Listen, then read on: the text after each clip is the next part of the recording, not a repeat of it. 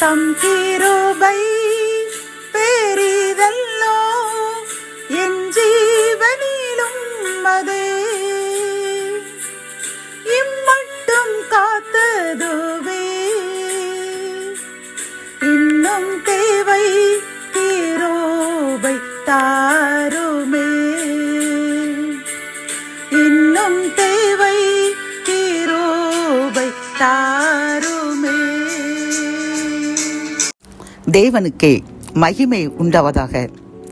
19/4/2026 இன்று நாம் அறியவிருக்கும் கிருபையின் வார்த்தைகள் சங்கீதம் 125:1.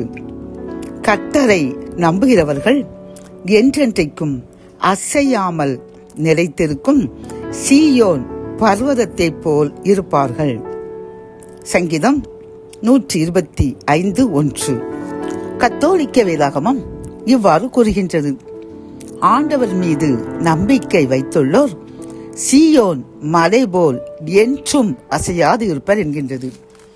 இந்த செய்தியினை கேட்டுக்கொண்டிருக்கின்ற என் அன்பு சகோதரனே சகோதரியே, கர்த்தர் இன்று நம்மை பார்த்து கூறுகின்றார், அவரை மட்டுமே நம்பியிருக்கின்ற நமக்கு அவர் சீயோன் பர்வதத்தை போல் இருப்பாராம்.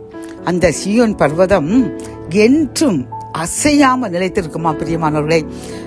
கொடுமையான பனி பெய்தாலும், காற்று வீசினாலும், புயல் அடித்தாலும் அந்த சீயோன் பர்வதத்தை யாரும் அசைக்க முடியாதாம்.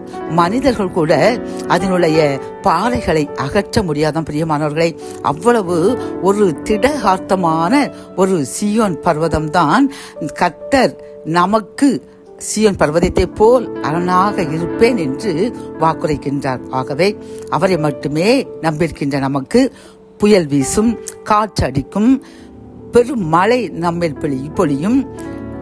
இது ஒரு பிரச்சனையின் அடையாளம். மழையை போன்று, காற்றை போன்று, பனியை போன்று, அதுவும் கொடுமையான பனி, அது நாம் இருக்க முடியாது. அப்படித்தானே? இப்படி பிரச்சனைகள் நம்மை சுற்றி வரத்தான் செய்யும். ஆனாலும் எப்படி இத்தகைய இயற்கையினுடைய கட்டுப்பாட்டிற்கும் அந்த சியோன் பர்வதத்தை அசைக்க முடியாமல் அதுதான் வெட்கப்பட்டு திரும்பும்.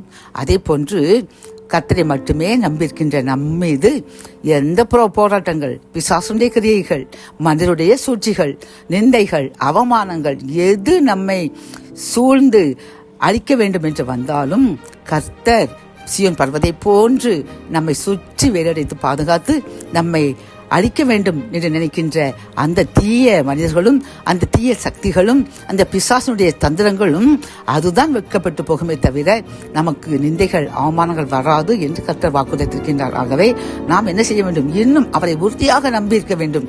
பிரச்சனைகள் வந்தவுடனே கர்த்தருக்கு கண் இருக்கிறதா, அவருக்கு காது இருக்கிறதா, அவர் நம்முடன் இல்லவே இல்லை, அவர் தீய செயல்களை செய்கின்ற தீய மனிதர்களுடன் தான் இருக்கின்றார் என்று நாம் முறுமுறுக்க கூடாது பிரியமானவர்களே.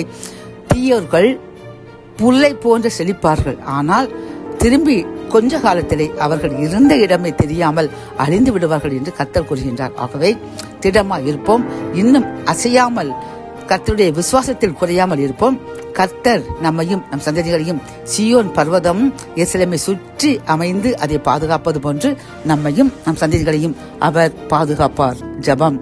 அன்பு தகப்பனே, இந்த கிருபையின் வார்த்தைகள் மூலமாக அப்பா, நீர் உண்டாக்கின அந்த சீயோன் பர்வதம் எருசலேம் நகரத்தை சுற்றி இருந்து அந்த மக்களுக்கு எந்த தீங்கும் வராமல் பாதுகாப்பது போன்று நீர் எங்களை பாதுகாப்பேன், இன்னும் என்மேல் அதிகமாக நம்பிக்கை வைத்துக் கொள்ளுங்கள், இந்த பிரச்சனைக்கு சோர்ந்து போகாதீர்கள் என்று கூறின கிருபையின் வார்த்தைக்காக நன்றியப்பா.